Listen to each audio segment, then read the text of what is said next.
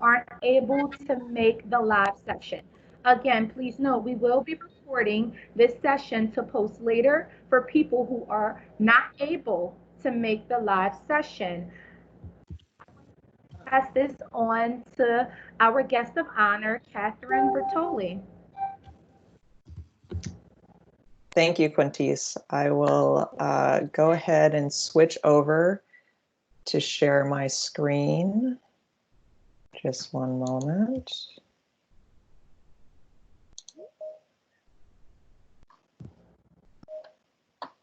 Espera, amor.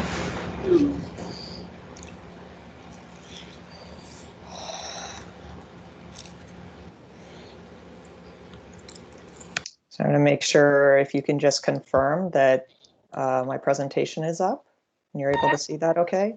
Yes. Wonderful.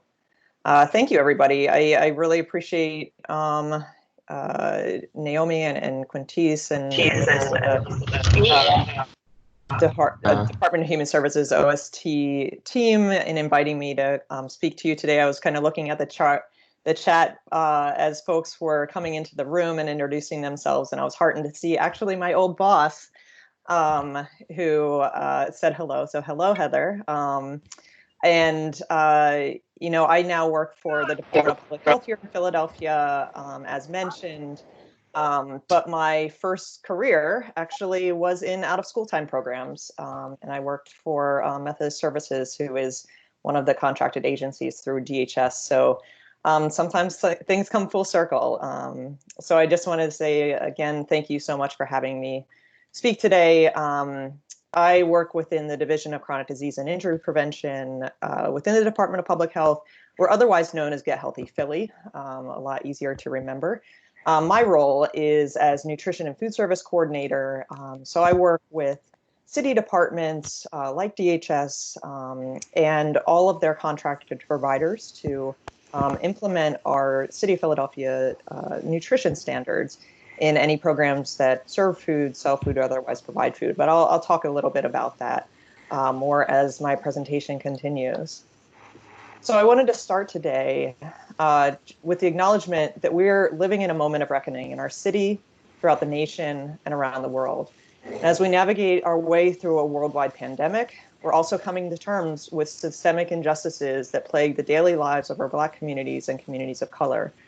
We're going to talk about some of these issues at play today here in Philadelphia within the larger social context of health justice and discuss impactful opportunities. The programming you offer is some of the most valuable work we have to demonstrate care and support for our communities. So I came across this meme in the upper right and thought it appropriate for the current moment. And given our conversation about nutrition-related impacts and things that we can do. And I'm just going to take a second to read it. It says, being salty is so last year. Start being marinated. Let them know that you've been swimming in a mixture of emotions for a very long time. And I think this is a message that resonates among adults and youth alike, particularly in these present times.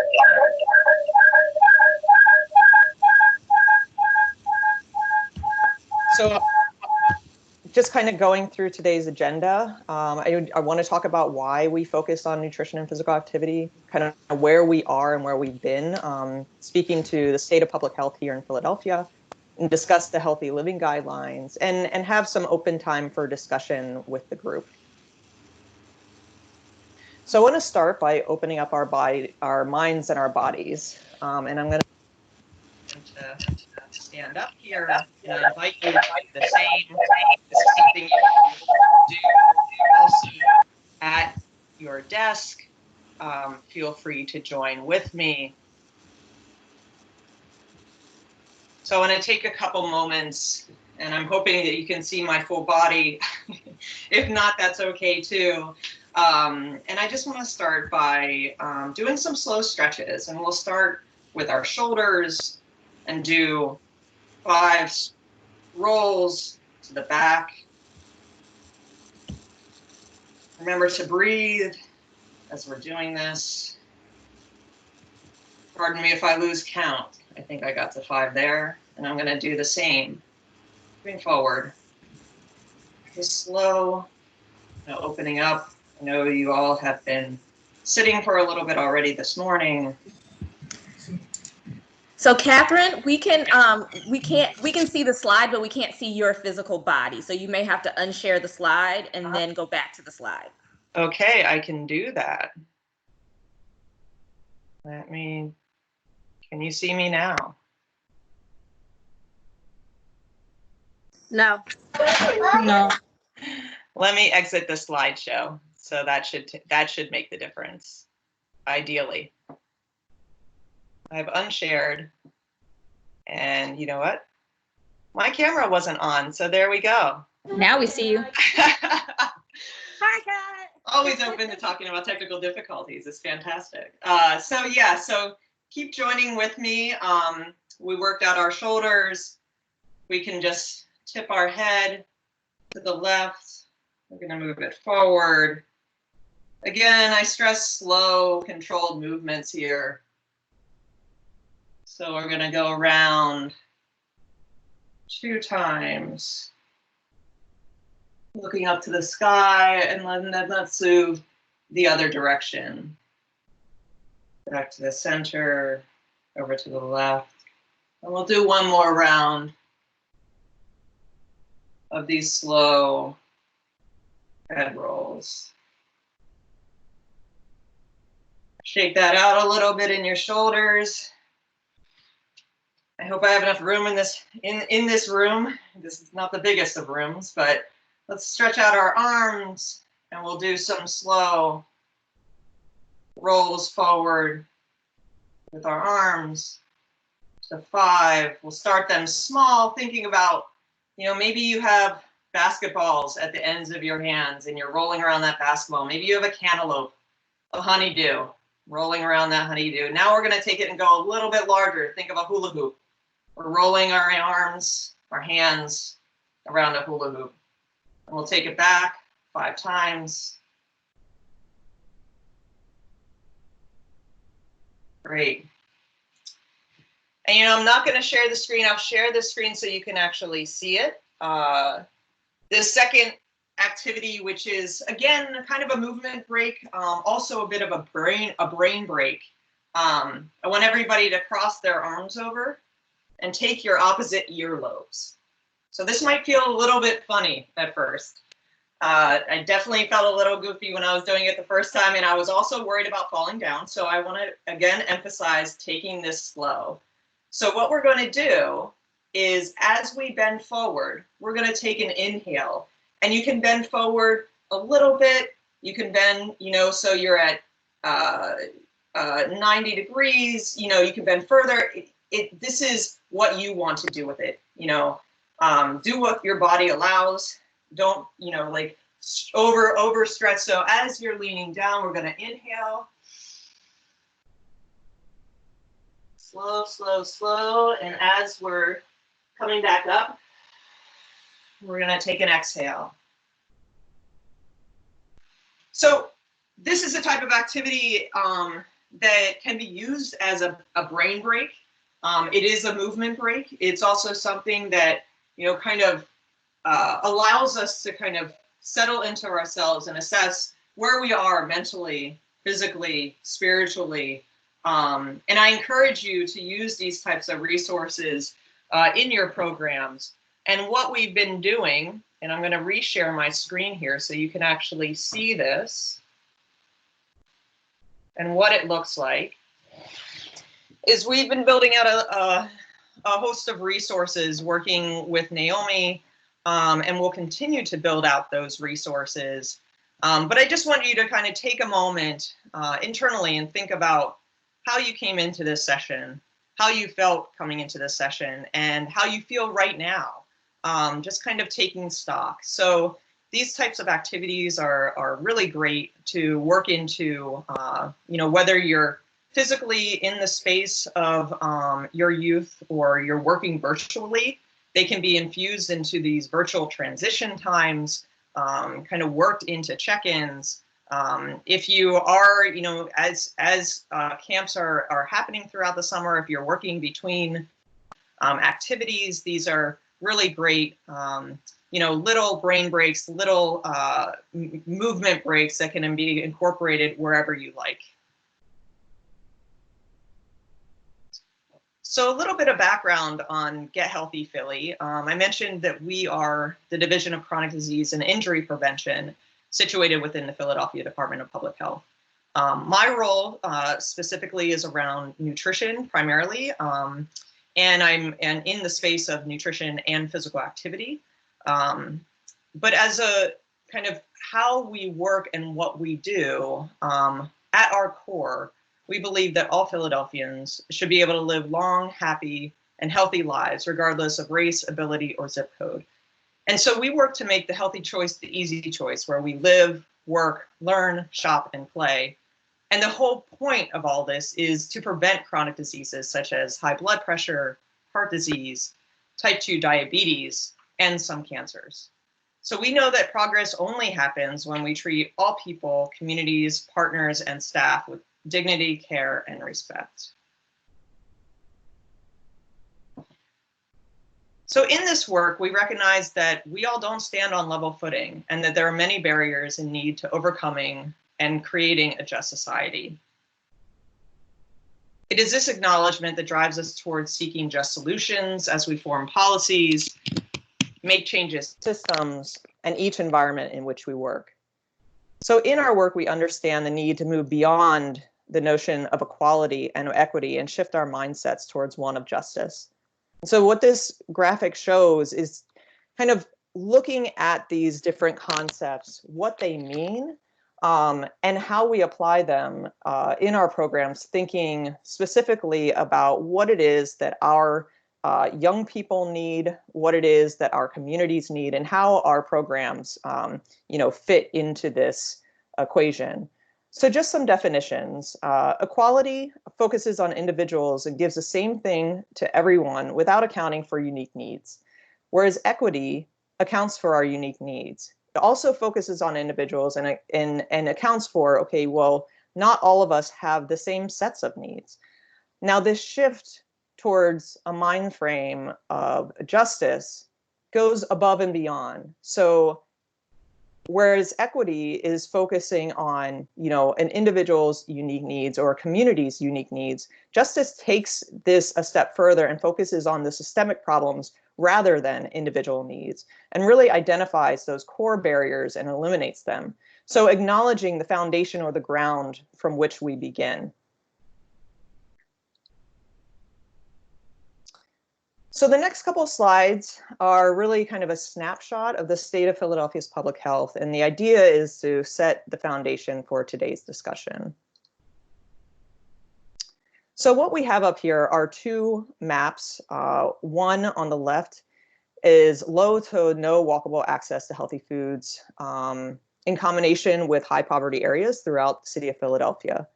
On the right, we see perceived safe access to parks and outdoor spaces. And it's very important that we focus on the idea of perception here because, Philadelphia is blessed with many great park assets, as you know.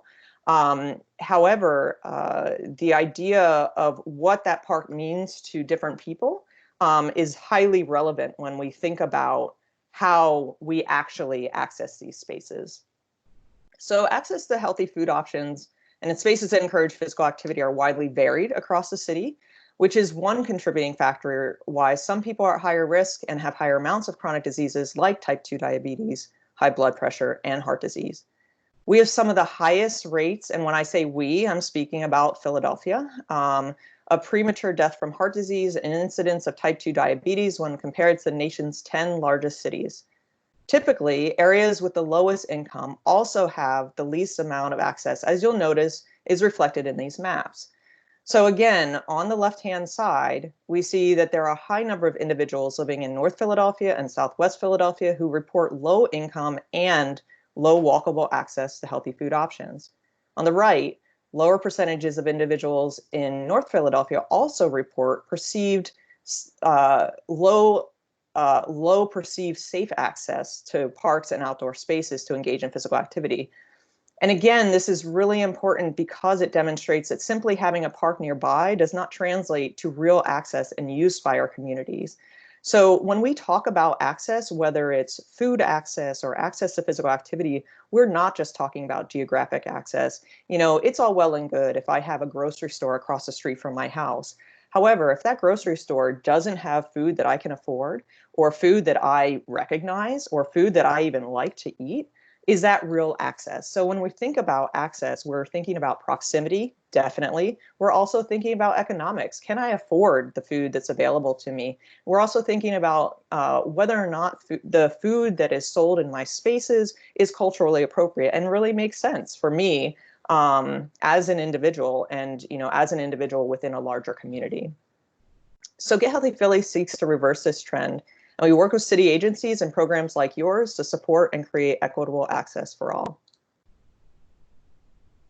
So Philadelphia and the nation have high rates of children who are at risk for being diagnosed with type 2 diabetes and heart disease. In fact, 1 out of every 2 African American and Latinx children is projected to develop diabetes within their lifetimes.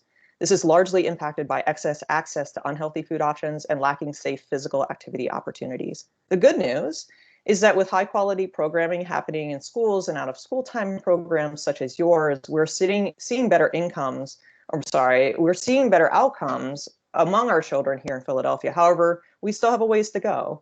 In this moment, we need that much more to focus in on the supports needed to take care of our communities, children, and families.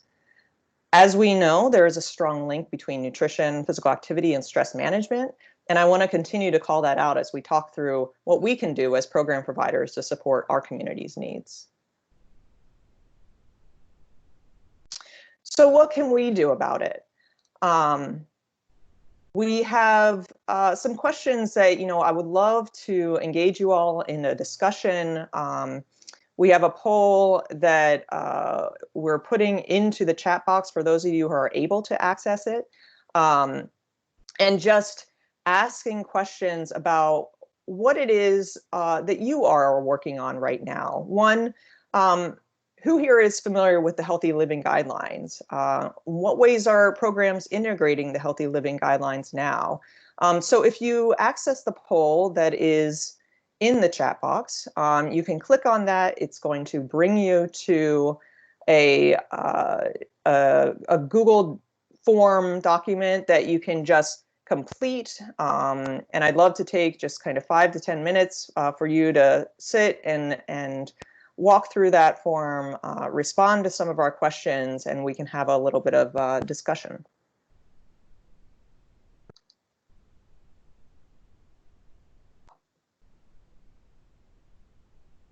So as we're doing this, I'm going to unshare so we can see each other once again.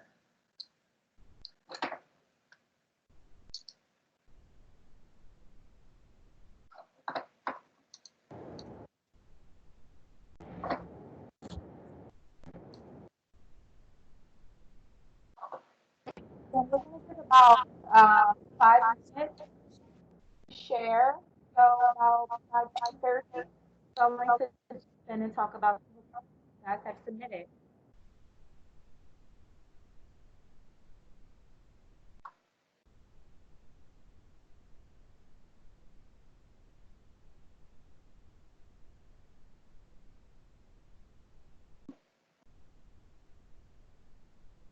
I'm starting to receive responses coming through. Thank you all for participating.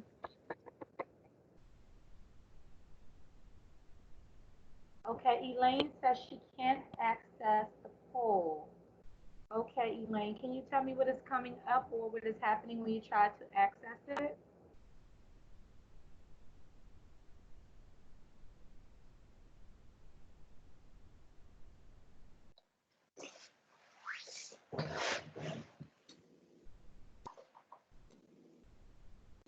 Nothing is coming up. Okay, you said responses are coming in right now. Could you try to update? Okay, got it. Awesome. Thank you.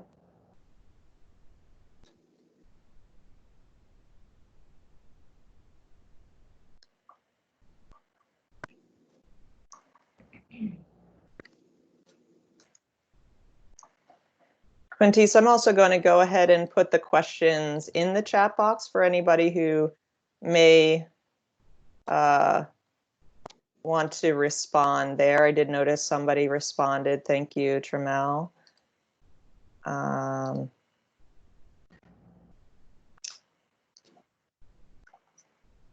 In case that's helpful.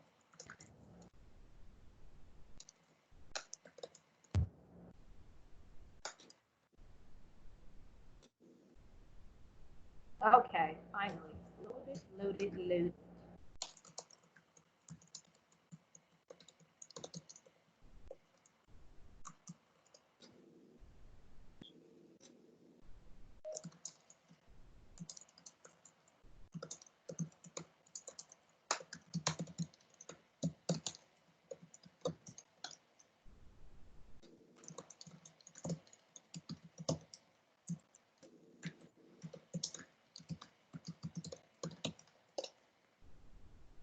Tanya B, are you able to access the chat yet? No, I haven't been able to. At first I did. I don't know what happened. Having a hard time getting the pool. Okay, could you close out your web browser and try to jump back in? I'm sorry.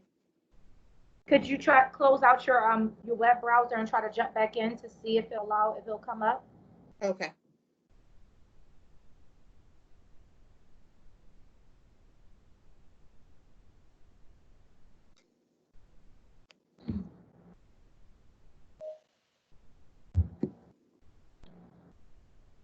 No.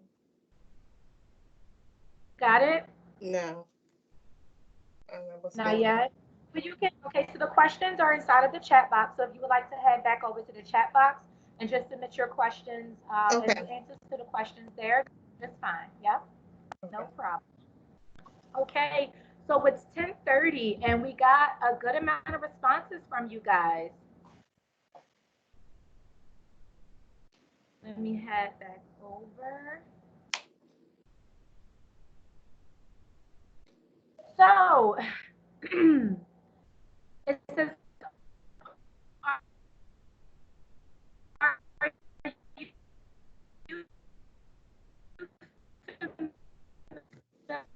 you familiar with the healthy living guidelines? We have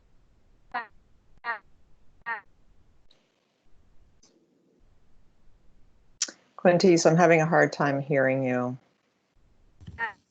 Yeah, Quincy, I think you are Yeah. phasing out, but let's see. I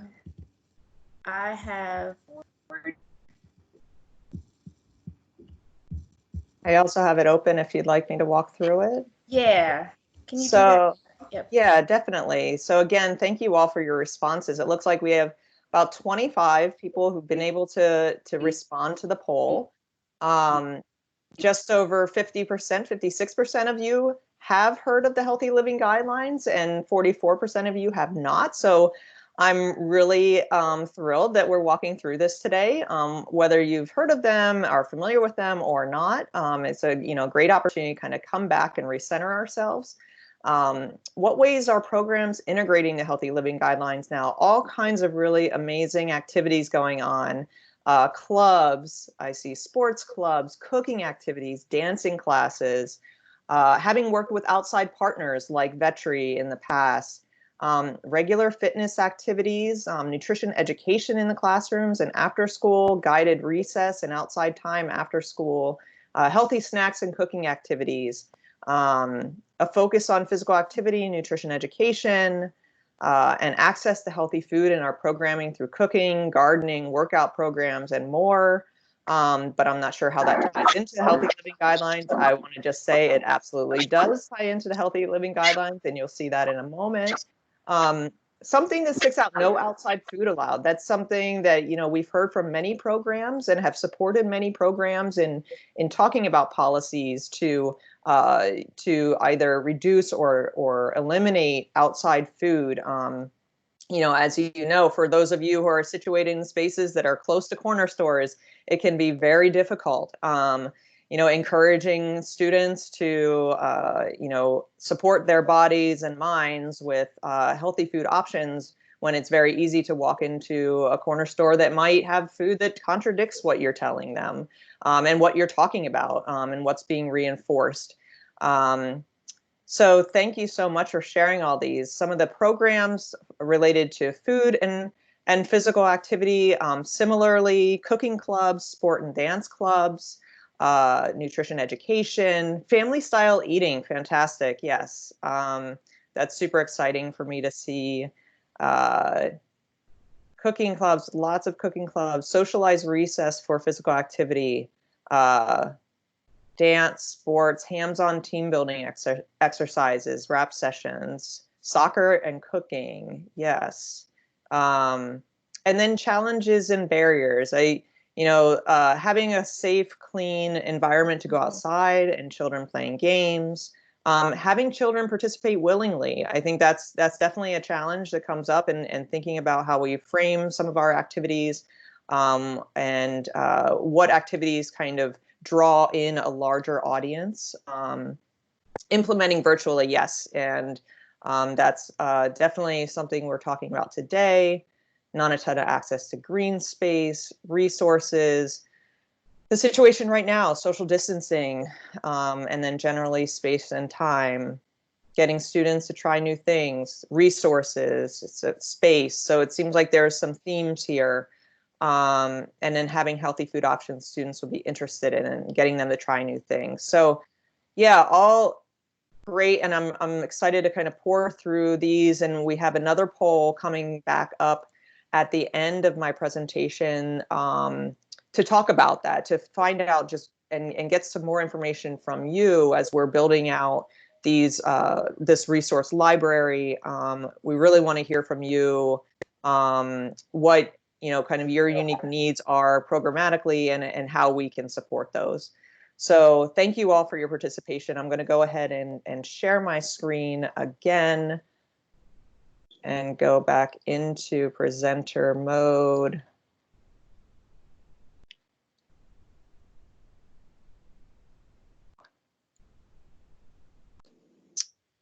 So I'm going to spend the next part of the presentation detailing out the Healthy Living Guideline components and share resources that you can use in your programs.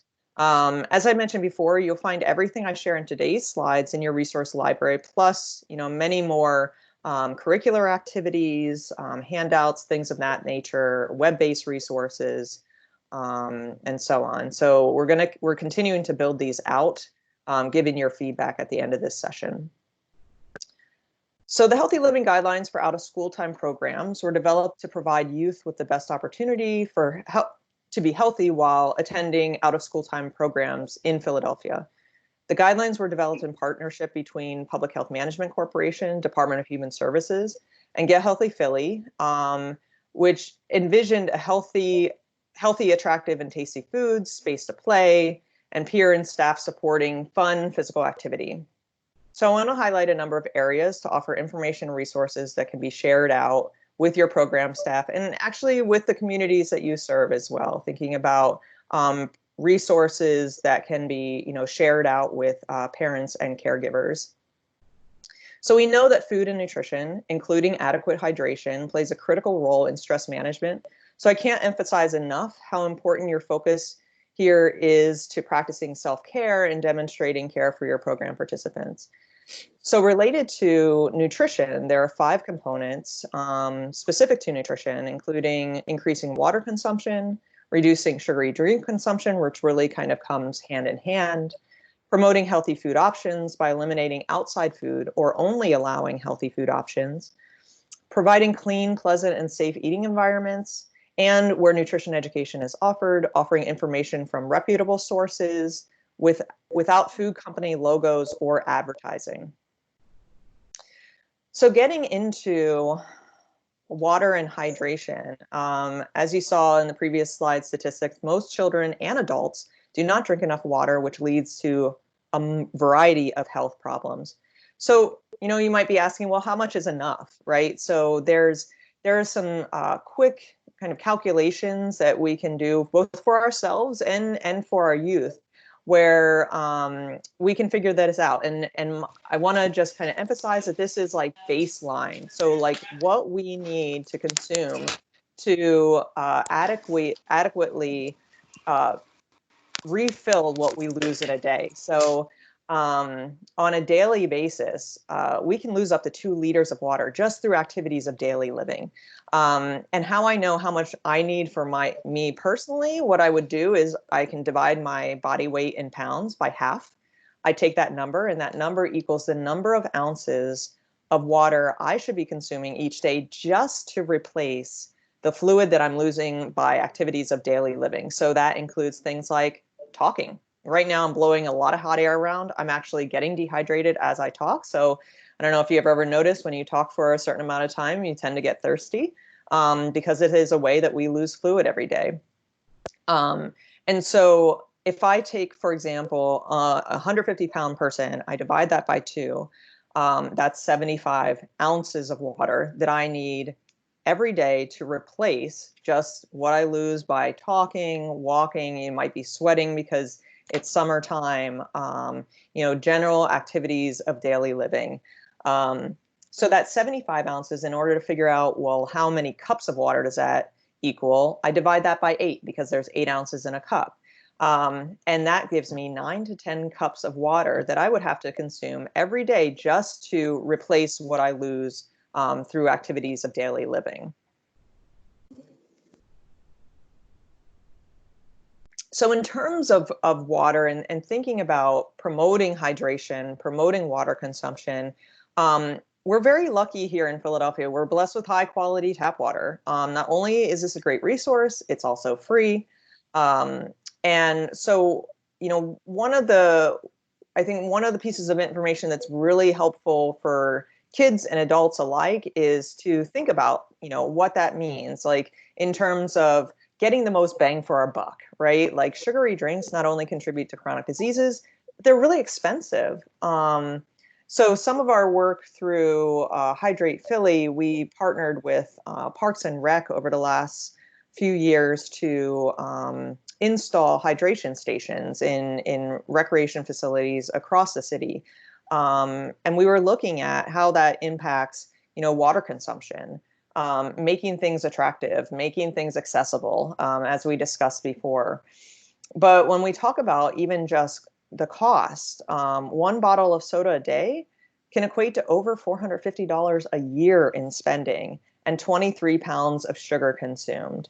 And so another thing to point out with something like, overconsumption of sugary drinks is, while there's some fluid involved, it's also dehydrating us at the same time. So similarly to if I drink a cup of coffee, yes, there's water in that cup of coffee. However, there's caffeine that's also dehydrating me at the same time. Mind you, I am a coffee drinker, an avid coffee drinker. But these are some things to consider when we're talking about sugary drinks, that sugar in and of itself serves to dehydrate us rather than hydrating us, which is exactly what we need during these warm summer months, heading into some pretty hot summer months, and all throughout the year. So while we consume the majority of our water intake through fluids, we can get a lot of water through eating vegetables and fruits too. So particularly, I think this is important to note during summer months when our water needs, our overall fluid needs increase. And a bonus, many of these vegetables and fruits are in season or coming into season right now. So they're a really great economical grocery option this time of year. So this chart is fruits and vegetables that contain over 85% water by weight. And so again, it's a great way to encourage vegetable and fruit consumption while knowing that it's contributing to our overall hydration as well. We also know that sugar-sweetened beverages are the largest contributor to excess calories for children. These products not only contribute to chronic diseases, as mentioned before, but also train children's palates towards excessively sweet taste through their lifetime. And beverage companies like Coca-Cola and Pepsi rely on this to maintain their customer base. And they care little about the negative health outcomes that their products incur. The American Heart Association recommends our intake of added sugar for children and women is a maximum of 6 teaspoons a day. For men, that number goes up to 9. And what I'm talking about is the maximum recommended, and it's not what we need to take in, it's more like the cap of what we should be taking in on a daily basis. For infants and toddlers under the age of 2, the recommendation is that they take in no added sugar. So I invite you here to just wage some guesses. Feel free to type them in the chat box as to which of these drinks, which of these beverages you think contain the most amount of added sugar and the least amount of sugar. So feel free to type them in the chat box as we're talking here. Pat, could I just, I want to make a mention to a question that we have in the chat box as Sure. they're entering their answers. So question, are there neighborhoods in Philadelphia where you would not recommend drinking tap water? Since many schools. So the question is about issues with infrastructure and safety of water, it sounds like. You know, water safety in our city is not a neighborhood-based thing per se. What I would say is if you have a question or a concern about the safety of your pipes, the water itself that we have, you know, flowing through the city of Philadelphia is perfectly safe. Our issue is one of infrastructure. And so the issues that we've seen in older buildings, including homes and schools over the past, you know, couple decades, have really been issues of infrastructure. So what I would encourage you to do is you can get your water tested. That happens through the water department. They will come out and actually test your water. There are ways to ensure that your water, you know, coming into your house is consistently flowing, so it's not picking up anything that might, you know, be in the pipes. But first things first, you can get your water tested. And that's a resource that the water department has been really active on, particularly over the last several years because of these concerns as they've come up. But the water itself, you know, what I would want to reinforce here is the water itself is not an issue. We do have some real infrastructure problems, and those can be remedied through, you know, one, finding out what they are, because there are a lot of fears that aren't necessarily as warranted. There are some, you know, definite like concerns. So thank you, Quintis, for pointing that out. Yeah, Home Depot and other retailers actually have free water test kits. So you can grab that and use that at your house if you have any of those concerns. So I just wanted to look here at some of the responses. Great. So I see soda has the most sugar. The least is the orange juice. Someone has potentially seen this before. So a 12-ounce soda, 10 teaspoons. And when we think about what the recommendations from the American Heart Association is, that nearly doubles our daily recommendation. This is a small 6.75-ounce fruit punch. Chocolate milk, so flavored milk, 6 teaspoons, orange juice, and actually the low-fat milk has the least amount. And so one thing to point out here is on, you know, the right and the left, that low-fat milk and orange juice contain naturally occurring sugars. It's not to say that there's, you know, not a concern there. However, with something like milk, you have a lot of other nutrients involved. So what you have there are things like protein, calcium, vitamin D, which are really important nutrients. Now, if someone cannot drink milk, there are plenty of ways to get calcium and vitamin D through other options, including other fortified, you know, non-dairy milks. Something I want to point out with orange juice is, you know, while it is naturally occurring sugar, what's missing from orange juice is all of what we would get from a whole fruit. And so when we talk about, you know, juice as a fruit, we never want to encourage juice as a fruit option, but rather encourage whole fruit.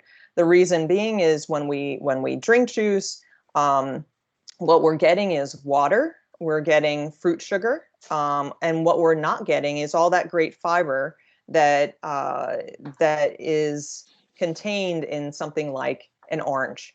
And so what that does to us when we drink orange juice, and for any of you who are familiar with children or adults who have who suffer from type 2 diabetes and may have something like low blood sugar, one of the solutions is to give somebody orange juice because it results in a very quick spike in blood sugar. So for somebody who has low blood sugar, as a momentary kind of fix, that's what's used. So when we think about what that does to our bodies on a regular basis for somebody who doesn't have low blood sugar, and we have these continuous spikes, that causes problems over time. So we always want to encourage whole fruit in place of juice.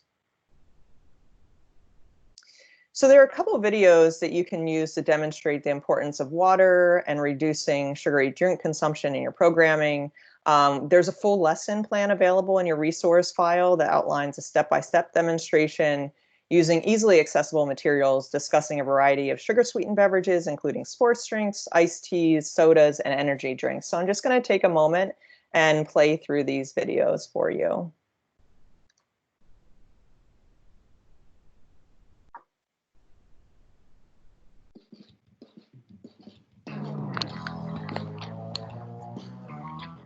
Before we get active, we're going to send Crystal to see Dr. Pat in the nutrition lab on some tips on what you should be drinking. See you later, Crystal, for the workout. Hi, Dr. Pat. Hey, Crystal.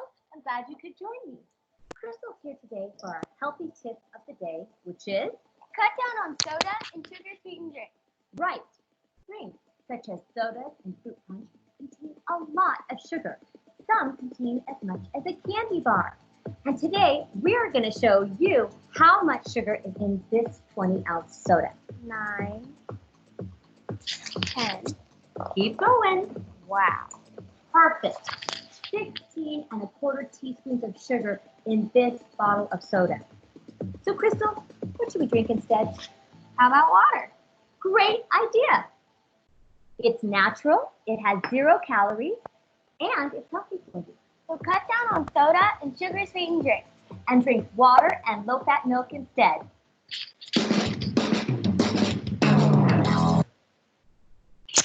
So here's one more, kind of geared towards a younger audience. What are you doing? I just need one more to finish my masterpiece. Did you drink all those? Straight. Well, not all. Today. Do you know how much sugar you drank? Each can has almost 10 teaspoons of sugar. Have one Super Gulpy size soda, and that's 32 teaspoons of sugar from one drink. Think how much that is in a year. If you drink 3 cans of soda a day, easy, you'll be drinking 1/4 pound of sugar. That's almost 2 pounds of sugar a week. More than 7 pounds a month. And you drink over 91 pounds of sugar a year. That's more than your own body weight, just from soda. So, what are you saying? Did you ever think of water? Refreshing. What do you call that again? Water. Sweet. Rethink your drink. Choose water. So in thinking about these, it's just kind of, visual opportunities to reinforce some of these messaging. We also have lots of, recipes using vegetables and fruits infusing into water to kind of make that, make water more tasty and appealing. I know, especially with young kids and many adults even, that, water doesn't necessarily, it may not be the first go-to because it doesn't taste like much, right? Or we don't like the taste of water. But there are lots of opportunities. And again, information that we are sharing in your resource library. And I imagine, these are activities that, I imagine many of you have incorporated in your programs already, but it's a great opportunity to kind of like pick and play and talk about how those vegetables and fruits that we're trying to encourage can also meet up with water to, kind of bring them together for refreshing beverages, particularly throughout the summer season.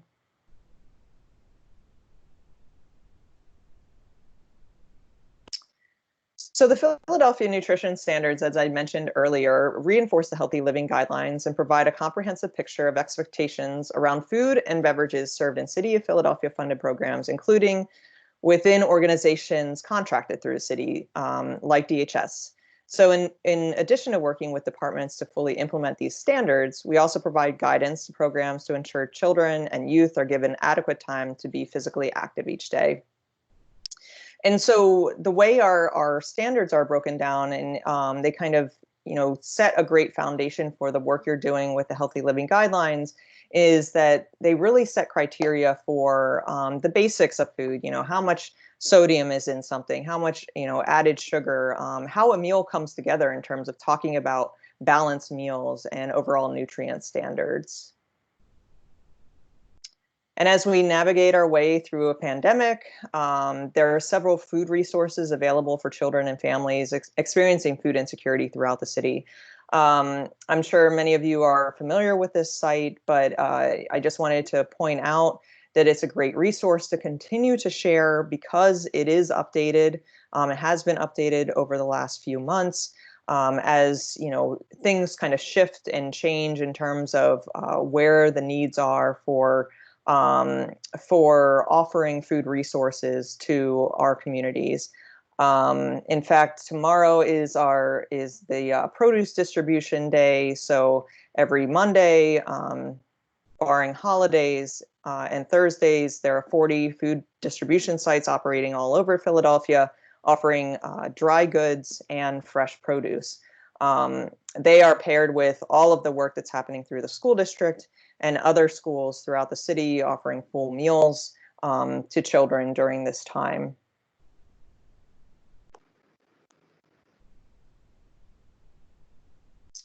So the second part of the Healthy Living Guidelines includes physical activity goals. The 4 components include increasing physical activity in terms of like moderate and vigorous physical activity, providing a safe and healthy environment for play and physical activity, providing equitable opportunities for youth participation in sport and fitness programs, and reducing passive screen time activities where possible. So what do we mean by moderate physical activities? One, I want to point out, we don't have to be athletes to be active. There are lots of ways to encourage physical activity while maintaining health and safety during this time. We have this layer of physical distancing that needs to be taken into account. So things like walking, gardening. Up here it says hiking, but I want to reinforce that we're not talking about getting on a 50-pound backpack and walking up a mountain, but really trail walking, dancing, and bicycling are all things that we can encourage both at home and during summer camp. So there are so many benefits to physical activity, physically, mentally, and emotionally. In coordination with nutrition, physical activity plays a critical role in stress management. So lots of bullets here thinking about how physical activity improves our mood, improves our sleep, decreases stress, increases creativity, of course, strengthening muscles and improving our lung capacity, our heart health, overall bone density, and range of motion. But many of these really tie hand in hand when we think about mood and stress and using physical activity to increase our energy. And then on kind of the side of thinking about how does this impact our risk or ability to maintain healthy lives over time, physical activity actually helps us to lower our blood sugar and lower our blood pressure and increasing good cholesterol. So one more movement break before we wrap up. And this one, I'm going to put it out there. It's called the Banana Song. You may have heard of it. You may have done this. I'm going to unshare my screen again so you can see me and move with me. I will get out of my seat and stay. So, full disclosure, this is not my making. I learned this from our early child care coordinator. I've done this movement break with young people. I've done this movement break across all ages. And I've done this movement break in a room full of men, which I never thought they were going to do it with me. So just going to put that out there. And they were not school age program providers by any means. And they humored me. So at any rate, this is called the Banana Song, and we'll just kind of walk through it. So give yourself some space, because we'll need to stretch out a little bit. So I want to invite you. Bananas, unite. Peel, bananas. Peel, peel, bananas. Peel, bananas. Peel, peel, bananas. Chop, bananas. Chop, chop, bananas. Chop, bananas. Chop, chop, bananas. Smash, bananas. Smash, smash, bananas. Smash, bananas. Smash, smash, bananas. Eat, bananas. Eat, bananas. Eat, bananas. Eat, bananas. Go bananas. Go, go bananas. Go bananas. Go, go bananas. Bananas, unite. Oh, it's so lovely to see all you doing that with me. Thank you so much.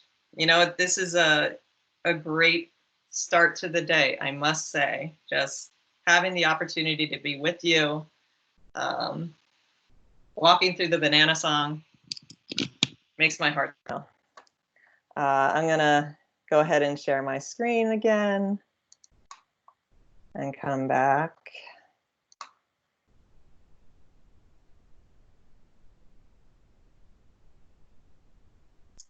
So again, another, fun, short movement break. Be creative with it, like this is how I learned it. There's so many other iterations. I've heard different, versions of it. Lots of fun to ask kids how they would make it up. And again, going back to some of these brain breaks as we started the session, these are all available in your resource file. They can be weaved into daily routines and moving between activities, whether you're physically there or during virtual activities. And I wanted to point out, again, going back to this idea of getting the most bang for your buck, even small amounts of physical activity increase our ability to take in information, to reduce our stress levels, to kind of moderate how we are doing and feeling in the moment, and set us up for success.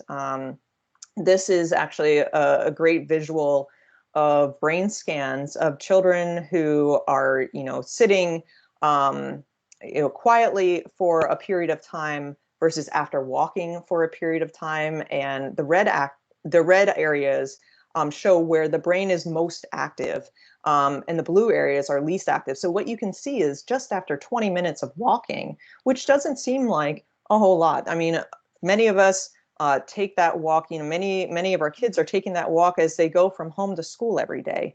But what happens to us, mentally and in terms of our ability to concentrate, our ability to move into programming and activities and kind of be present and with one another, how just a short amount of time being physically active can make all the difference.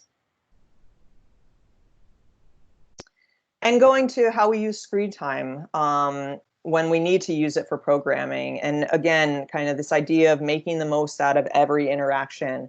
We're in this space right now where screen time is a need, right? Like how we interact with our kids and our youth and our parents and caregivers, we are heavily reliant on sitting in front of a screen to do so.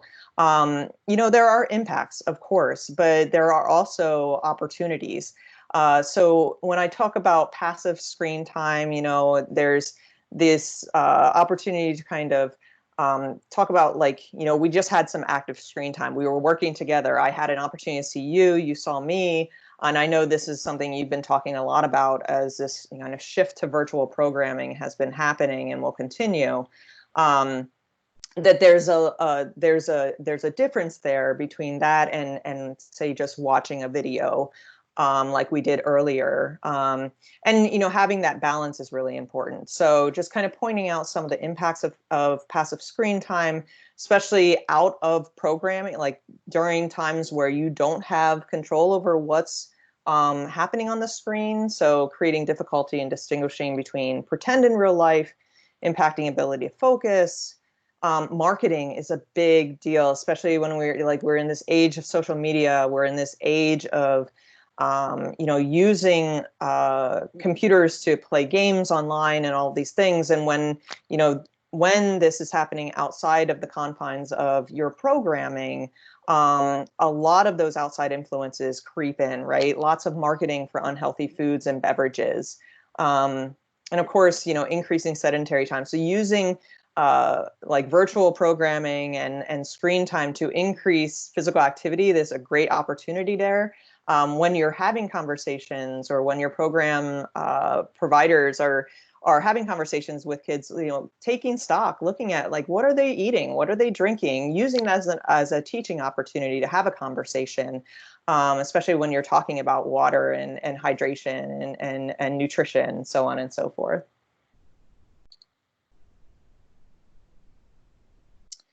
So I just want to end with another poll. And, you know, some of this we may have time to talk about before I finish up. But really what I want to do here is learn from you, gather information from you, and use this as a way to inform how we offer resources and provide support to your programs throughout the summer and as we head into next year's out of school time programs. So we'll take another 5 minutes to, and in the meantime, I'm going to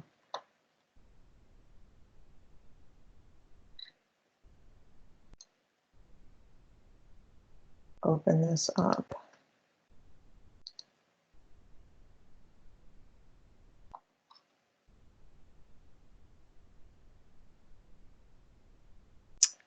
So the participant feedback is in the chat. I'm also going to go ahead and type these questions in. For those of you who can't access the poll.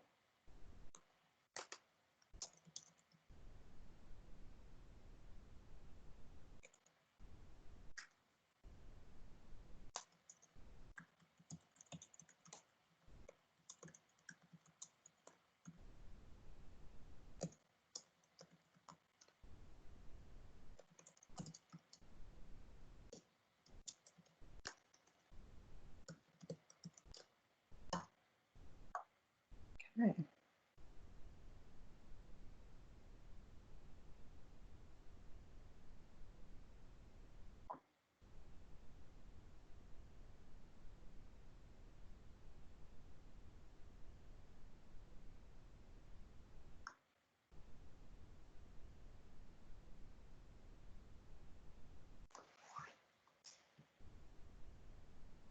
Great, I'm seeing responses coming in.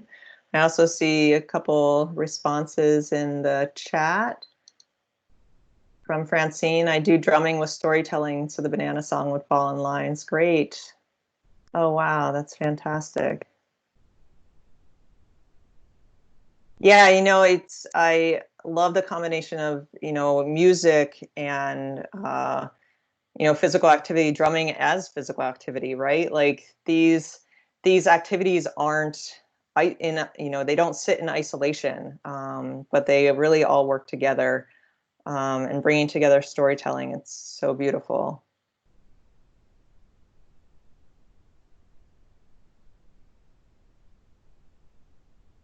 See supplies for STEM and STEAM and more arts and crafts supplies, include textures and molding clay.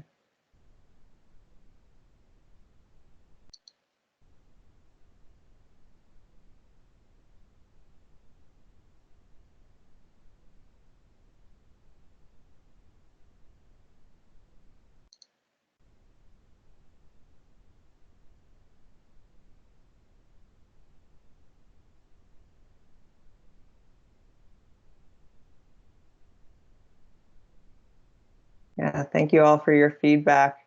Lots of love for the banana song. I'll have to pass that along to our early child care coordinator. This will make her smile. Thank you, Naomi, for pointing out that being able to use these movement breaks for virtual programming. I see someone gave a response that they would be interested in knowing more literacy-based food games. So you guys jump on, if anyone, everyone, whoever is jumping on to the ASAP session, they actually, was it ASAP? I don't think it was ASAP. They have a, they did Scrabble with the Cheez-Its. You know, Cheez-Its have the Scrabble pieces, and they actually did that for a family night. Had the kids play Scrabble, but just with Cheez-Its. So it's still literacy and it's a healthy snack. So if you can think about putting together a game or asking them about the Cheez-It game, that may help.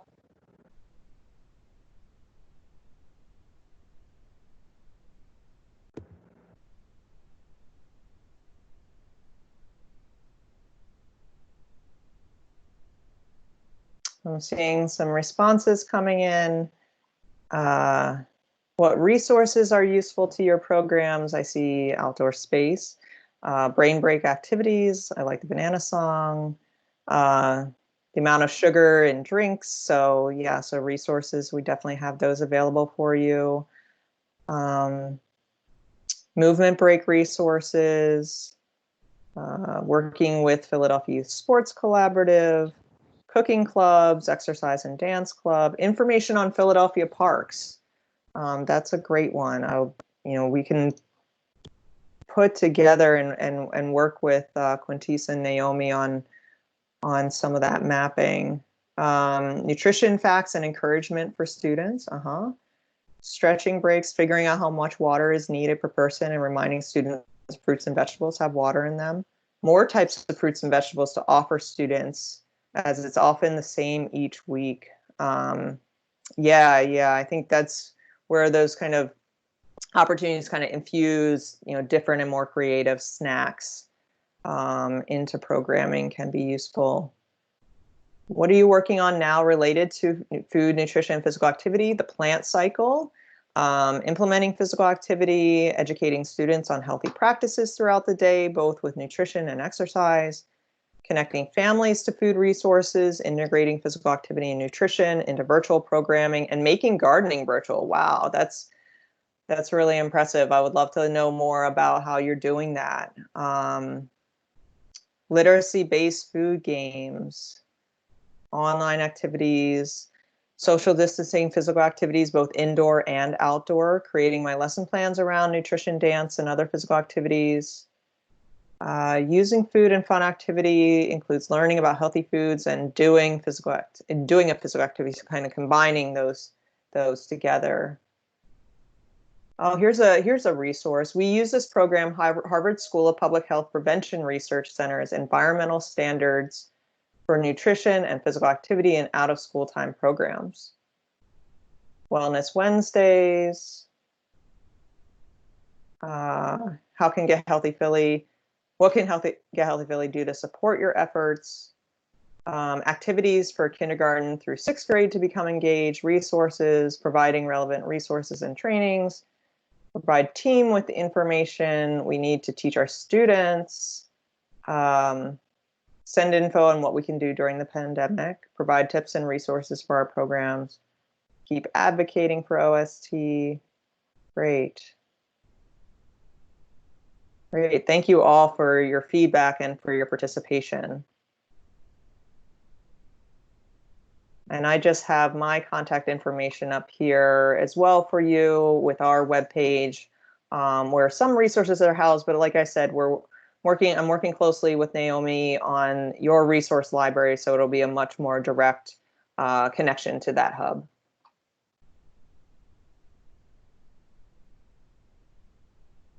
All right, well, thank you, everybody. Catherine, Quintise, anything else you guys want to share? No, I just wanted to again express my appreciation for letting me take some time today. It's great to see all of you. Yeah, and I wish you all the best as you head into summer programs. And keep letting us know, like, you know, any way that we can continue to provide support. You know, I know the you know, opening kind of reopening guidance is now available on the city's website, and I think you're likely receiving that through your programming. So yeah, I wish you all the best as summer comes. Awesome, thank you. Quintice, I think you were muted for a little bit, but.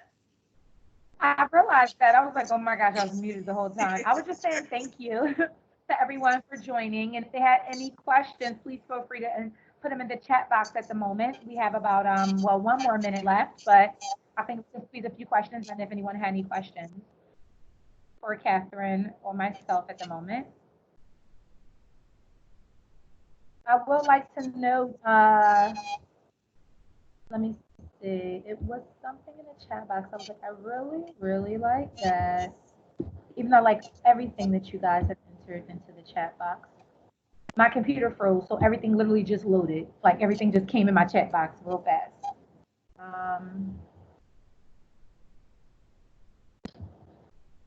don't even. Oh, while Quintice is If looking, we're gonna. Someone had children submitting smoothie recipes, Mm. and then it was so each week, I guess it's a chosen chef.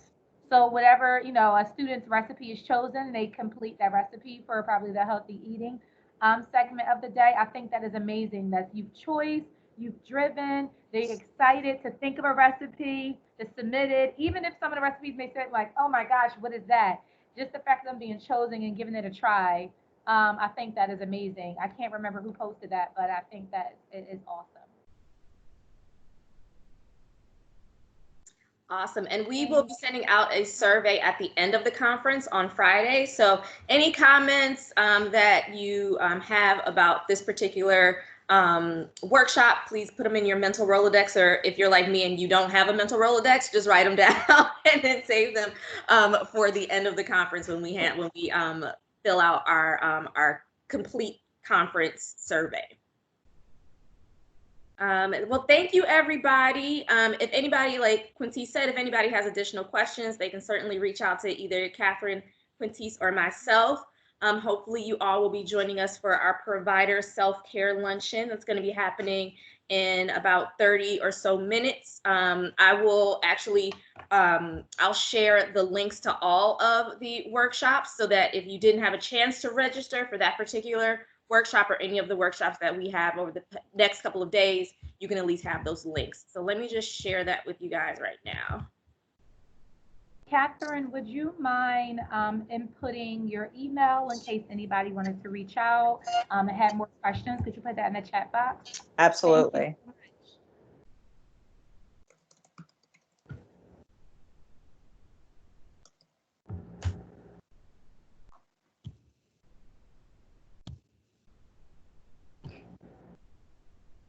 All right. Thank you, everybody. And we'll hope to see you in the next couple of days. My computer froze again, so I may not see it, but. Bye, Kat. Bye, Heather. Bye. All right. Thank you all. Everyone. Thank you.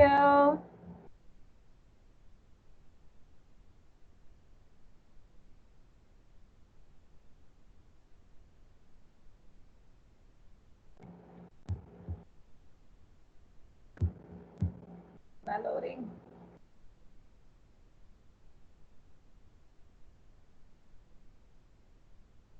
You guys can head over to the next session if you would like. Well, may not start yet. Oh, I didn't make a